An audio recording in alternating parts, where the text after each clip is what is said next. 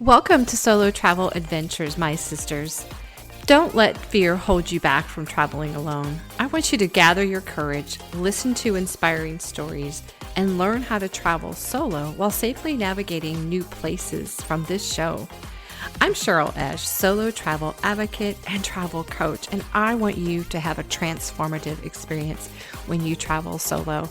So pack your bags, book your flight, and check one more time for that passport. It's time to explore the world.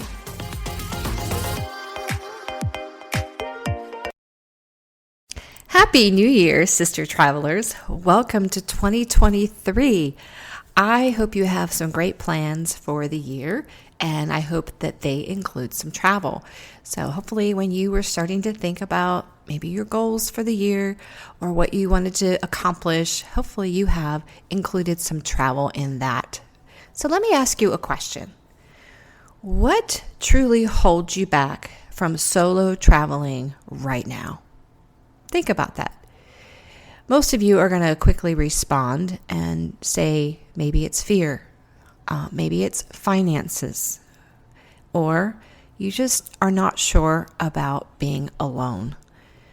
So I'm going to talk a little bit about those three, I call them excuses for why you don't travel solo right now. And especially with this new year coming up and all the prices, we're going to get a lot of deals are going to be happening soon with airline prices. They will begin to drop. And we're also getting into the low season. So you're going to want to think about where you want to go and booking those right away. And we're going to work through these three reasons why you feel held back from traveling solo right now. So the first one, main one that I hear the most is there's fear. There's a true fear, I'm not discounting this, of traveling alone, especially as a woman.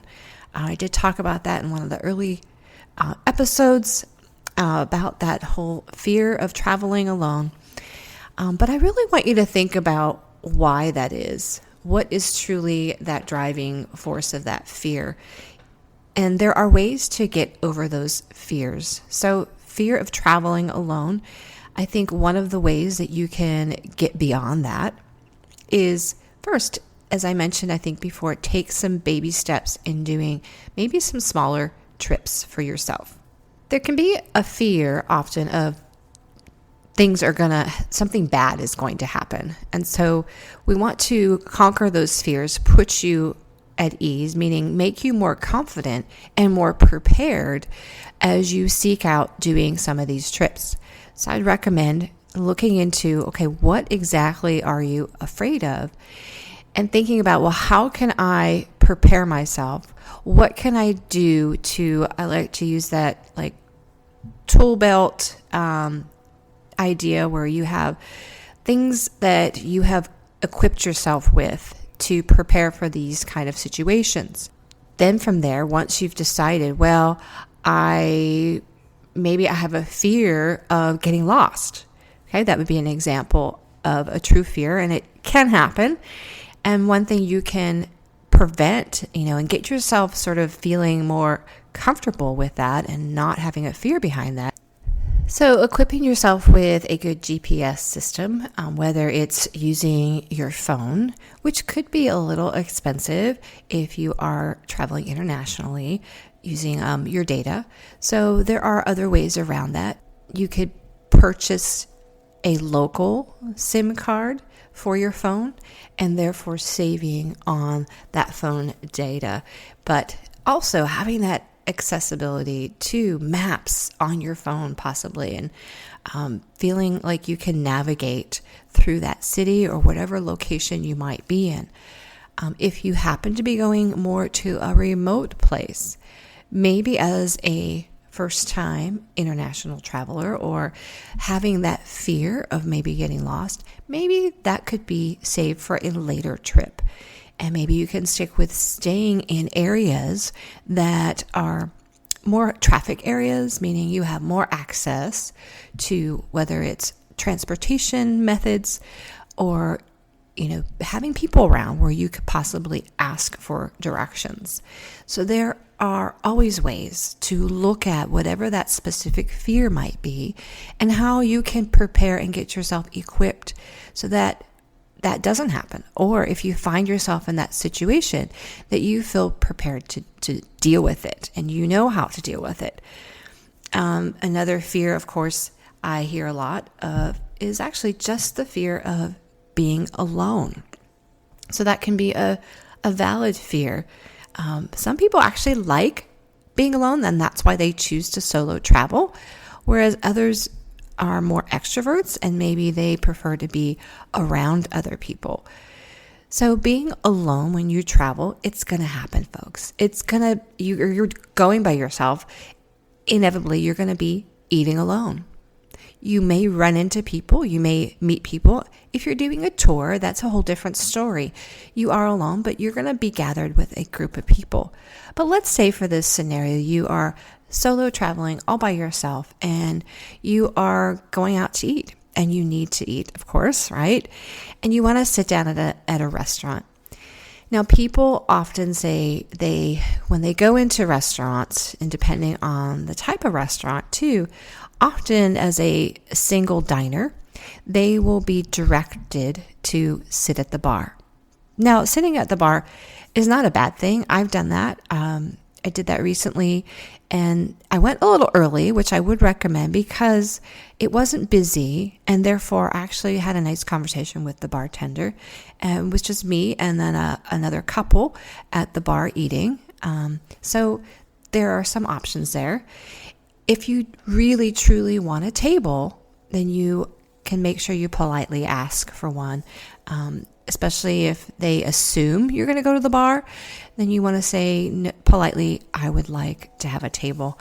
And I recommend to get over this fear of dining alone or just being alone is practice that in your hometown.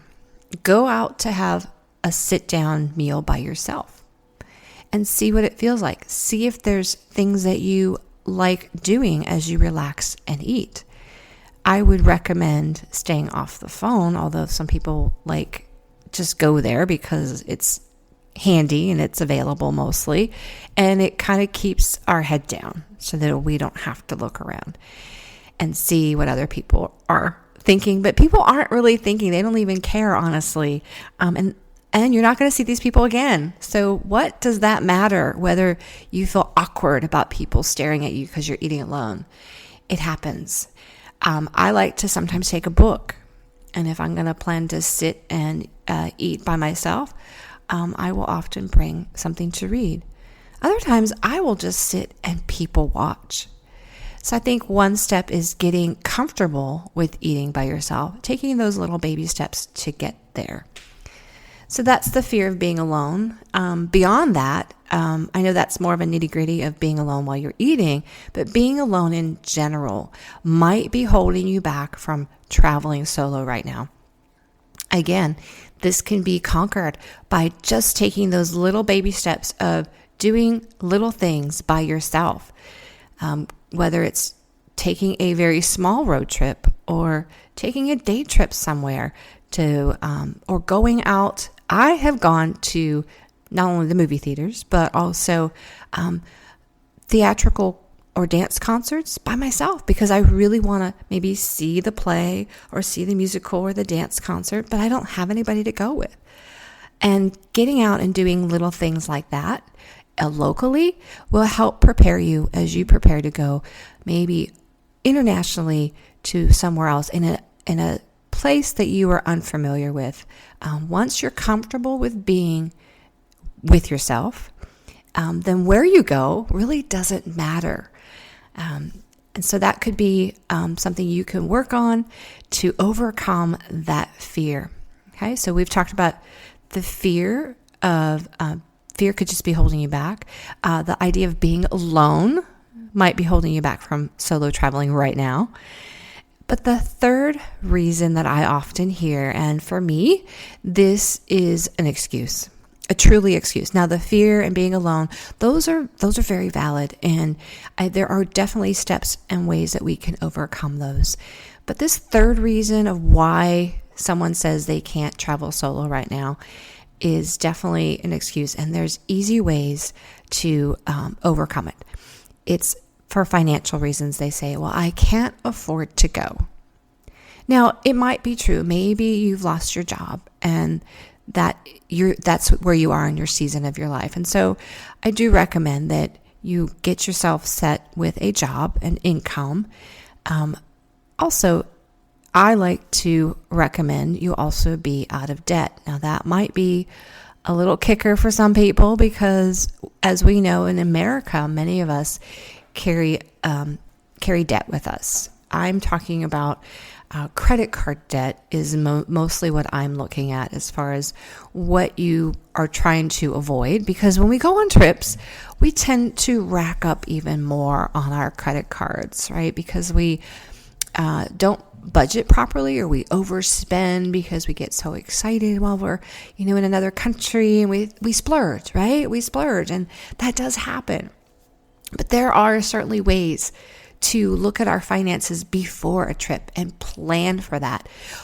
Work it into your budget. Okay, we're in 2023. I just worked on my budget for the year, and I have an allocation for every month, putting aside, and I've done this for years, putting aside a certain amount of money every month to go towards my travel, so that when that time comes, I don't feel like I'm breaking the bank. I don't feel guilty about spending that money that's been put aside.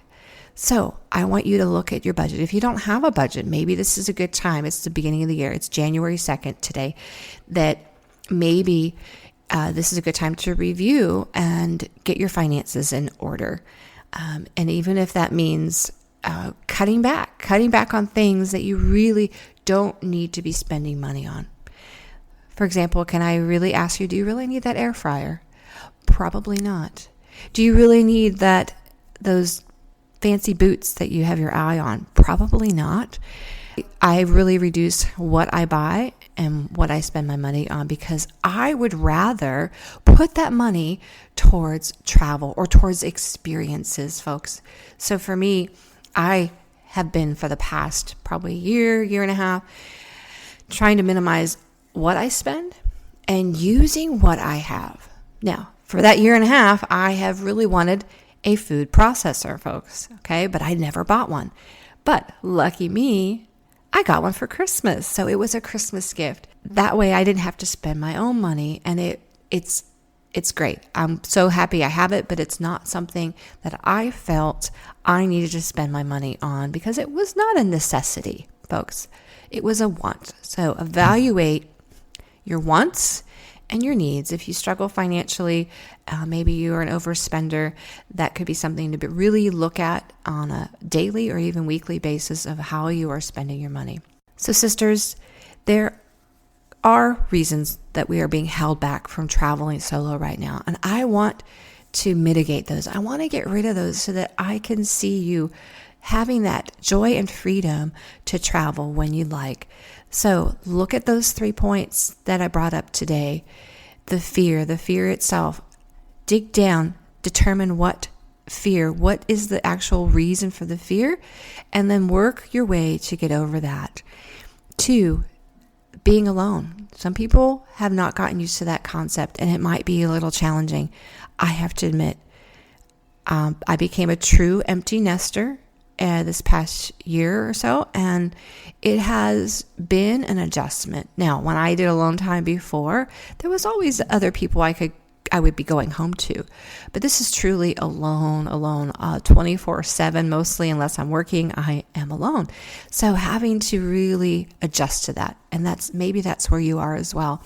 And it does take time.